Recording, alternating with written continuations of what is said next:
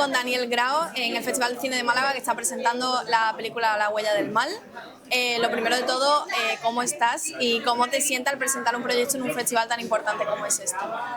Bueno, feliz porque siempre el estreno es como el compartir ya por fin con el público, y luego Málaga siempre sí, Málaga siempre es bien, o sea, hay muchos festivales muy bonitos, pero Málaga es muy cariñoso, la propia ciudad, estar aquí, o sea que me encanta.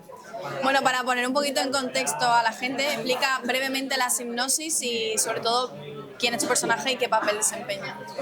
Bueno, La huella del mal tiene una base thriller clásico.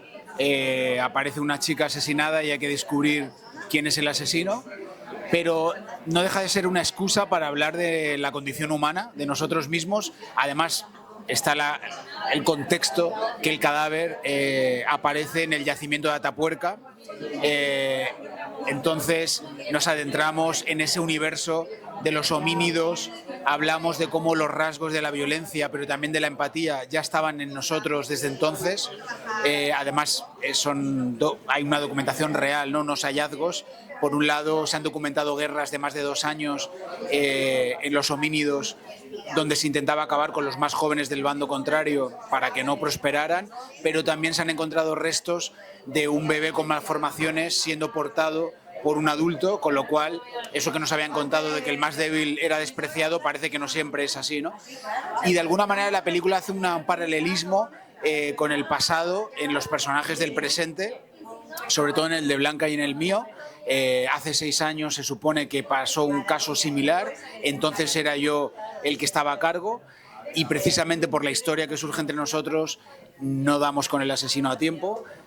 Lo nuestro acaba en una separación y 6 años después es la película, ¿no? Es otra chica, aparece en las mismas condiciones y el juez pide que seamos nosotros los que investiguemos, ¿no? En este caso ella está al cargo y entonces, bueno, va a ser el detonante tanto del thriller, de la búsqueda del asesino, de qué ha pasado aquí, si tiene o no, guarda relación o no con el de hace 6 años, y luego qué pasa con nosotros, ¿no?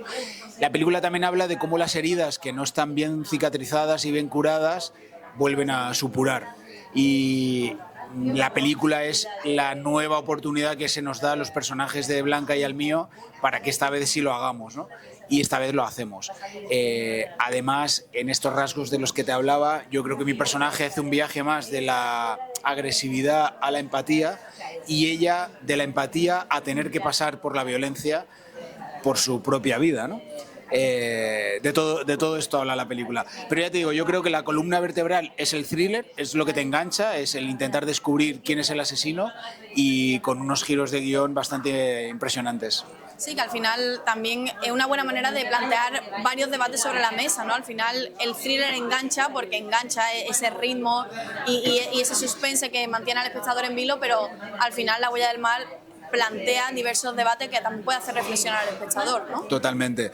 Mira, para empezar, aquí nos faltaría Blanca, pero en su personaje, que a mí me parece muy interesante, la película empieza con un tema que tiene que ver con la maternidad, con la pareja que ella tiene, versus la vida laboral, sobre todo en profesiones tan absorbentes como la policía, con un alto cargo como el que ella tiene, o como pasa, por ejemplo, en lo nuestro, ¿no? También son profesiones que son muy absorbentes, que además son tu pasión, que no trabajas en un horario y chao, ¿no? Sino que si te aparece un caso, estás pensando en él obsesionadamente, ¿no? Y ese es, por ejemplo, un debate que se abre, ¿no? También el tema de la maternidad y sí.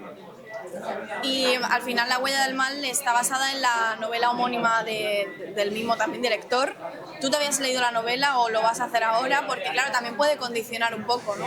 Mira, yo he hecho varias ficciones basadas en novela que casi nunca me las he leído antes. La Catedral del Mar, La Sonata del Silencio, Acantilado, varias, que al final he preferido, después de hablar con directores o directoras, porque de pronto te dicen, no, esto lo he cambiado, esta trama no está, el personaje este lo he fusionado con este otro, que prefiero apoyarme en el guión, que al final es lo que vamos a rodar, y hacer los cambios o tener las conversaciones que tengamos que tener sobre el guión, ¿no? pero en este caso yo me la había leído porque Manuel Manuel y yo nos conocimos en una serie Sin Identidad, que él era coordinador de guión. Y bueno, nos pasamos nuestras redes sociales y entonces a partir de ahí, cuando empezó a escribir novelas, me pidió una dirección a la que enviarlas y me ha enviado todas sus novelas. Y tengo una anécdota muy bonita que en esta, que me la envió hace 4 o 5 años, la dedicatoria decía: siempre he pensado que si algún día se llevara a la ficción serías un maravilloso Daniel Velarde.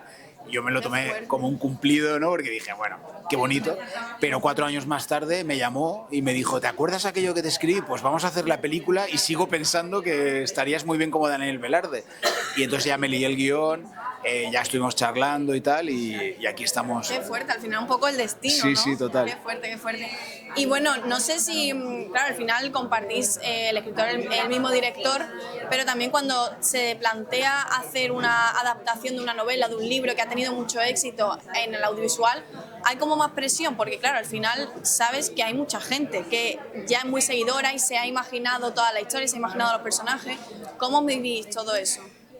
A ver, yo intento olvidarlo en el momento del rodaje, ¿no? Porque al final es como me olvido que hay una novela, es como vamos a contar a y vamos a hacer el trabajo que hay que hacer, ¿no? Pero sabes, sobre todo cuando la vas a estrenar, como es el caso del día de hoy, que los lectores muy fans de ciertas novelas te van a mirar con lupa, ¿no? Pero es muy difícil, al final el imaginario es muy particular, ¿no? Cada lector se ha imaginado la película de una manera, o sea, la película mental, digo, de una manera.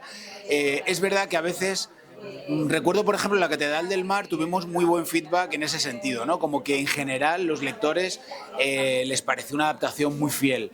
A veces no les parece así, pero porque a veces deliberadamente no lo es. O sea, a veces La Chica Invisible, por ejemplo, deliberadamente dirección quiso tomarla como inspiración, pero apoyarse en otras cosas que no estaban en el libro, por ejemplo, y ya se propuso así desde el principio, ¿no? En este caso creo que es muy fiel. No es propiamente el libro, porque debería ser entonces una película de 3 horas y pico, y no lo es de 1:40, pero sí que, sobre todo, los personajes y al final el caso que estamos contando es el caso del libro, ¿no? Pero bueno, a ver cómo la recibe el público. Claro. A ver, yo creo que sí, yo creo que la va a recibir muy bien porque al final engancha.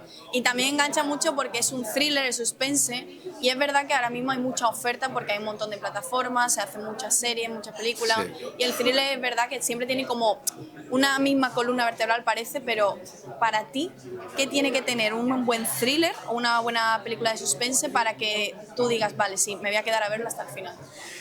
Yo creo que grandes personajes que vayan más allá del caso, que haya mucha parte humana. A mí me puede con la humanidad del caso y lo atmosférico, ¿no? Me viene, por ejemplo, True Detective, la primera temporada, porque ellos me atraían, ¿no? O sea, me interesaban esos universos personales.